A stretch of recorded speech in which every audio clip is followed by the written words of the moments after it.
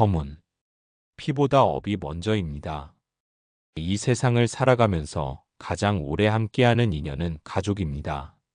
같은 피를 나누고 같은 밥을 먹으며 때로는 같은 지붕 아래서 한평생을 함께합니다. 그래서 우리는 가족이라면 무조건 참고 견뎌야 한다는 믿음을 갖고 살아갑니다. 형제자매, 부모 자식, 부부라는 이름으로 엮인 관계는 끊을 수 없는 줄로 알고 살아갑니다. 그러나 부처님께서는 분명히 말씀하셨습니다. 가족이라 해도 업이 닿으면 흩어지고 인연이 닿으면 떠나간다고 하셨습니다. 가족이라는 이름도 결국 인연입니다. 피보다 앞서는 것은 업입니다.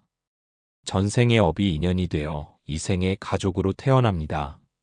그 인연이 선한 업이라면 평화롭고 복된 관계로 이어지지만 그 인연이 악한 업이라면 서로에게 상처를 주고 마음을 병들게 합니다. 그래서 불교에서는 피로 맺어진 관계보다 업으로 맺어진 인연을 먼저 봅니다. 형제자매 사이가 남보다 못한 이유는 그 인연이 과거의 빚에서 비롯되었기 때문입니다. 어떤 이는 전생에서 재산을 두고 다투었고 어떤 이는 애증으로 얼룩진 악연이었습니다. 그 악연의 인연이 이 생에 가족이라는 이름으로 다시 태어난 것입니다. 그러니 겉으로는 형제요 자매지만 속으로는 서로의 업장을 자극하는 존재가 되기도 합니다. 가족이라고 해서 무조건 품어야 한다는 말은 부처님의 가르침과는 거리가 있습니다. 오히려 내 마음을 괴롭히고 나의 삶을 병들게 하는 인연이라면 그 인연이 누구든 간에 멀어져야 합니다. 그것이 나를 살리는 선택이며 수행자의 길입니다. 불교는 영기의 가르침입니다. 모든 인연은 스스로 맺고 스스로 끊는 것입니다. 태어날 때는 부모를 선택할 수 없었지만 살아가면서는 관계를 선택할 수 있습니다. 그 선택이 나의 복을 살리고 업장을 벗어나는 지혜가 됩니다. 불효가 아닙니다. 이기심도 아닙니다. 이제는 가족이라도 업을 보는 눈이 필요합니다. 이 오디오북에서는 남보다 못한 형제자매의 말과 행동에서 어떤 징조를 보아야 하는지, 그 인연이 과연 지금 이 생에서 함께해야 할 인연인지, 그리고 그 인연을 어떻게 바라보고 정리해야 나의 삶이 평화로워지는지를 불교의 언어로 수행자의 눈으로 함께 들여다보려 합니다. 가족이라는 이름으로 나를 해치게 두지 마세요. 형제라는 이름으로 끊임없이 업장을 자극하게 두지 마세요. 그 인연이 악연이라면 피보다 법이 먼저입니다. 이제 그 진실을 바라볼 시간입니다. 1편. 언어로 칼을 드는 형제는 인연이 아닙니다. 부처님께서는 말씀하셨습니다. 말이 곧 업이 됩니다. 말 한마디가 천량 빚을 갚기도 하고 말 한마디가 삼생의 인연을 끊기도 합니다. 말은 눈에 보이지 않지만 마음에 깊은 상처를 남깁니다. 특히 가족 안에서 오가는 말은 그 상처의 뿌리가 더 깊습니다. 가까운 사람일수록 그 말이 내 마음 깊숙이 파고들기 때문입니다. 형제자매 사이에서 가장 조심해야 할 것은 언어의 칼입니다. 언뜻 평범한 말 같지만 그 안에는 조롱과 비아냥이 섞여 있습니다. 칭찬하는 듯하면서 무시하는 말, 웃는 얼굴로 던지는 비수 같은 말은 결코 가볍지 않습니다. 그 말은 듣는 사람의 삶을 왜곡시키고 마음을 움츠리게 만들며 업장을 깊게 합니다. 말로써 공격하는 형제는 지금 당장은 가까이 있는 사람 같지만 실상은 전생에서 나에게 빚을 졌거나 혹은 내가 짊어진 업장을 드러내는 인연입니다. 그 인연을 끊지 않으면 평생 말로 다치고 말로 아파하게 됩니다. 가족이기에 참는다는 말은 수행이 아니라 자기 파괴입니다. 진정한 수행은 말의 칼날 앞에서 나를 지키는 일부터 시작됩니다. 누군가 이렇게 말합니다. 형제는 원래 그러면서 사는 것이다. 가족이니 그냥 받아들여야 한다. 그러나 부처님께서는 그렇게 말씀하지 않으셨습니다. 모든 인연은 선업과 악업으로 이루어진 결과이며 그 인연 안에 괴로움이 있다면 그것은 끊어야 할 업의 고리입니다. 가족이라는 이름 안에서 언어로 상처를 주는 사람은 결코 나의 진정한 인연이 아닙니다. 그가 형제든 자매든 그의 말이 나를 병들게 하고 나의 존재를 무너뜨린다면 그 인연은 멀리해야 합니다. 그것이 냉정한 듯 보여도 그 냉정함이 나를 살립니다. 사람은 누구나 말로 자신을 드러냅니다. 말은 그 사람의 업을 드러내는 거울과도 같습니다. 자꾸만 말을 통해 나를 낮추고 나를 무시하고 나를 부정하는 이가 있다면 그 사람은 내 형제라 해도 전생의 원수였을 가능성이 큽니다. 가족이라도 말이 거칠고 독한 이는 그 안에 자비가 없습니다. 가족이라도 말을 통해 나를 해하는 이는 그 안에 공경이 없습니다. 그런 인연은 단지 피로만 이어졌을 뿐 마음으로는 이어지지 않은 인연입니다. 말을 듣고도 견디는 것이 미덕이 아닙니다. 그 말이 나의 수행을 방해하고 나의 평온을 무너뜨릴 때는 한 발 물러나는 것이 진정한 자비입니다. 나를 보호하는 것이 곧 업을 끊는 일입니다. 이제는 말에 속지 말아야 합니다. 그 말의 칼끝이 향하는 곳이 나의 마음이라면 그 인연은 멀리해야 합니다. 부처님께서는 침묵으로도 말의 업을 다스리라고 하셨습니다. 말을 통해 상처 주는 사람과는 침묵으로 거리를 두는 것이 지혜입니다. 말은 업의 씨앗입니다. 그 씨앗을 어떻게 품느냐에 따라 삶은 달라집니다. 말에 칼을 드는 형제는 인연이 아니라 업의 그림자입니다. 그 인연을 놓을 때 비로소 내 삶의 평온이 시작됩니다. 2편 비교와 경쟁을 부추기는 형제는 복을 갉아먹습니다. 사람은 가족에게서 가장 먼저 상처를 받습니다. 그리고 가장 늦게 그것을 인정합니다. 형제자매와의 관계는 피를 나눈 인연이기에 소중하다고 믿습니다. 그러나 불교에서는 단지 피를 나눴다는 이유만으로 무조건적인 관계 유지나 희생을 권하지 않습니다. 그 인연이 나의 복을 갉아먹고 내 안에 탐욕과 분노와 어리석음을 일으킨다면 그것은 수행의 장애물이 됩니다. 형제자매가 자주 하는 말이 있습니다. 넌 왜 누나처럼 못하니? 형은 벌써 집 샀는데 넌 뭐하냐? 이런 말은 겉으로 보기엔 충고이고 비교지만 그 밑바닥에는 경쟁심과 우월감이 숨어 있습니다. 이런 관계 속에서 자란 사람은 언제나 누군가와 자신을 비교하게 되고 그 비교는 스스로를 무가치하게 느끼게 만드는 씨앗이 됩니다. 부처님께서는 업에는 중첩이 있다고 하셨습니다. 전생에서 맺었던 질투, 분노, 소유욕이 풀리지 않고 이어질 경우 이 생에서 가족이라는 인연으로 다시 만나게 됩니다.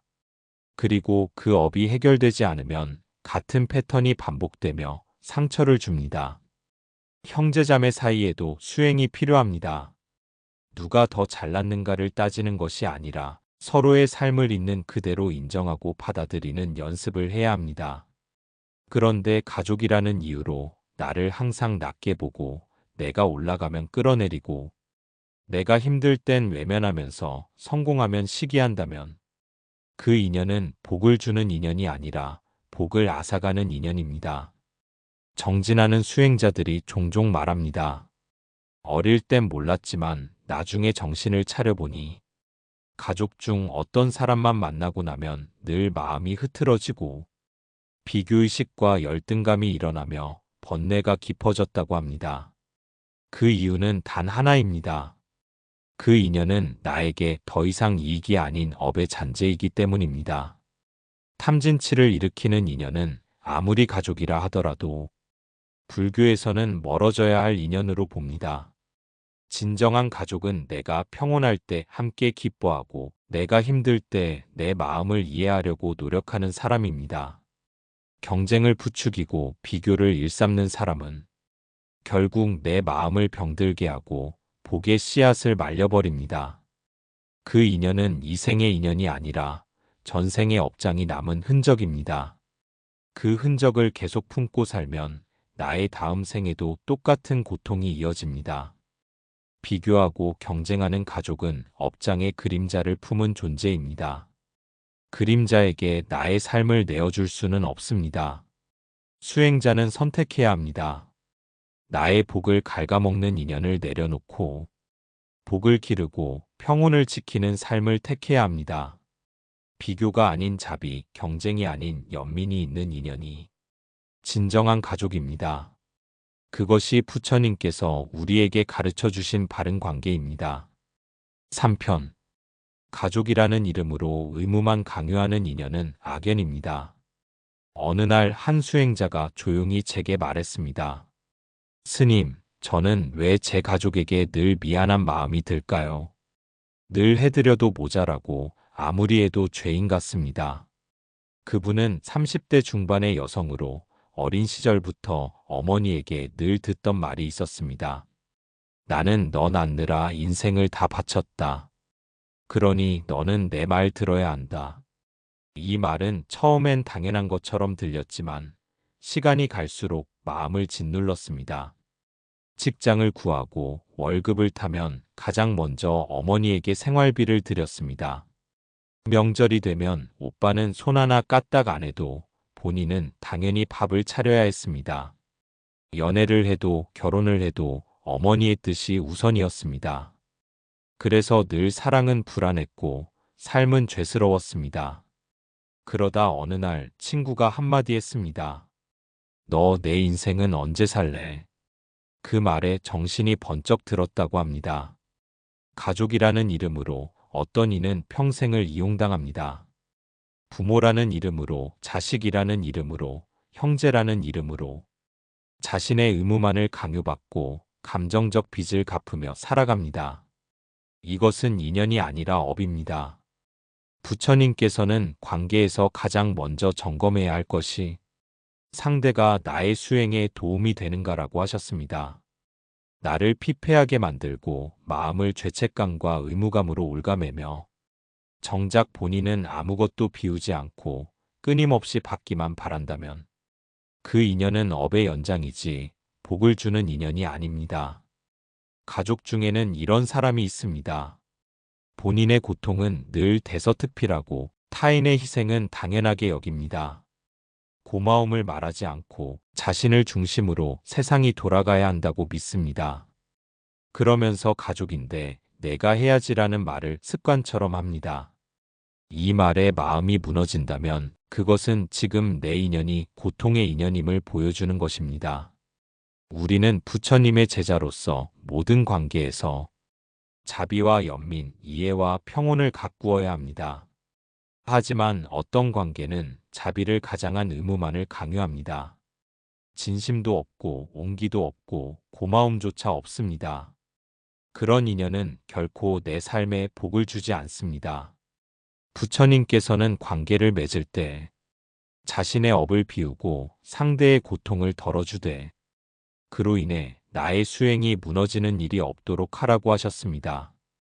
가족이라는 이름으로 나의 시간을 빼앗고 에너지를 앗아가며 삶의 중심까지 흔들게 만든다면 그 인연은 놓아야 할 인연입니다. 현실에서 가족은 가장 가까운 인연이자 가장 오래된 업의 줄기입니다. 그 줄기에서 내가 해온 노력과 헌신이 단지 당연한 것으로만 여겨지고 거기에 감사도 인정도 없을 때 그 인연은 사랑이 아니라 속박입니다. 가족이라는 이름으로 자유를 잃고 있다면 그 인연은 선업이 아닌 악업의 잔재입니다. 의무만 있는 관계는 결코 수행의 바탕이 되지 않습니다. 복을 짓는 인연은 고마움을 알고 서로의 자유를 지켜주는 인연입니다. 가족이라도 나의 마음이 메말라 간다면 그 관계는 잠시 내려놓아야 합니다. 비워야 다시 볼 수 있습니다. 내 삶을 갉아먹는 인연이 아니라 내 마음을 살려주는 인연이 무엇인지 그제야 비로소 알아차릴 수 있습니다. 4편.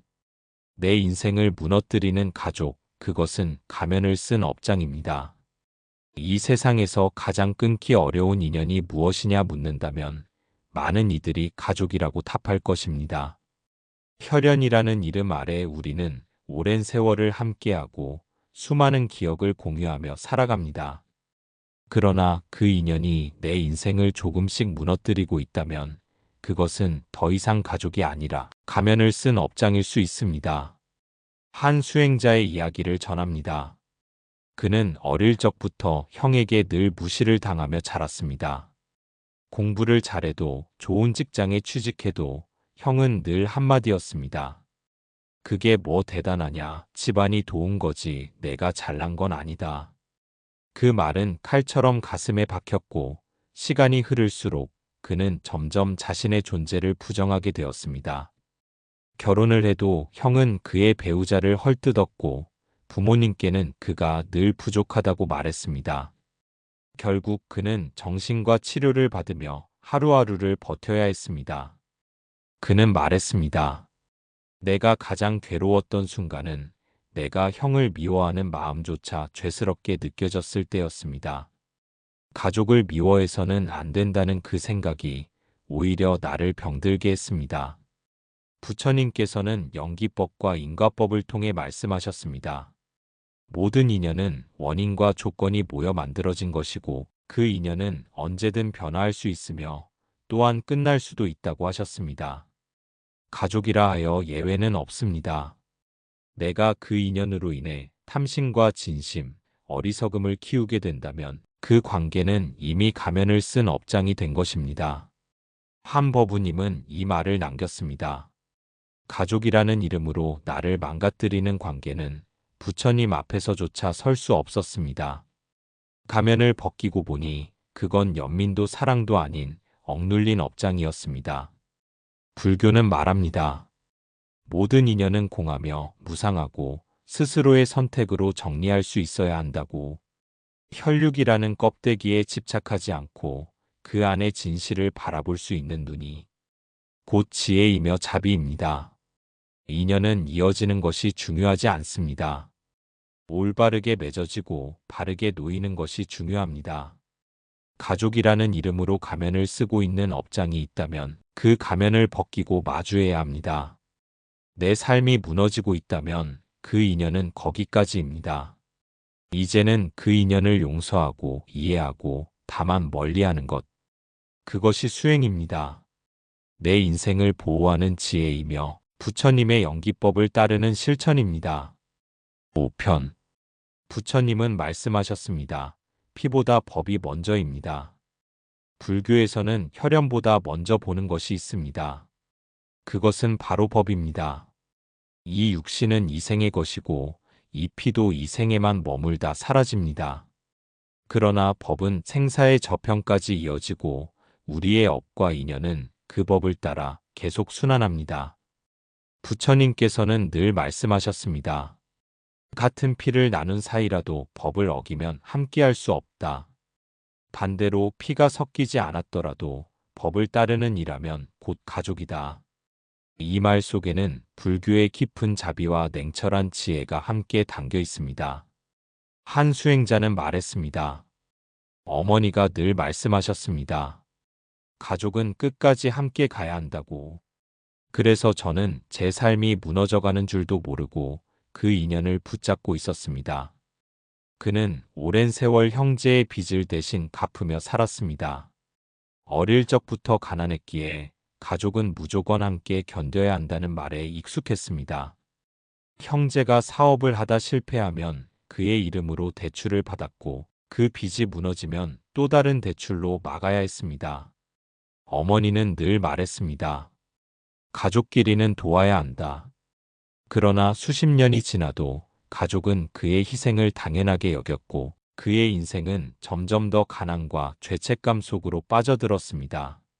내가 형을 외면하면 나쁜 동생이 되는 것 같았습니다. 그래서 죽을 만큼 힘들어도 참았습니다. 그런데 그게 수행이 아니라는 걸 늦게야 알았습니다. 법우님은 어느 날 수행 중 문득 깨달았습니다. 이건 내 업이 아니라 형의 업이었습니다. 내가 도울 수 있는 지점은 이미 지났고 이제는 내려놓을 때였습니다. 그는 형과의 관계를 정리하고 법문을 따라 사는 삶을 선택했습니다. 몇 해가 지나 그는 말합니다. 내 삶이 되돌아왔습니다. 조용하고 고요한 삶이 찾아왔습니다. 가족을 버린 게 아니라 내 생을 되살린 것입니다.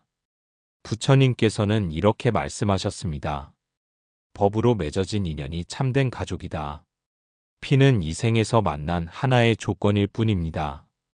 진정한 인연은 법을 중심에 두고 서로를 존중하며 함께 수행하는 사람입니다.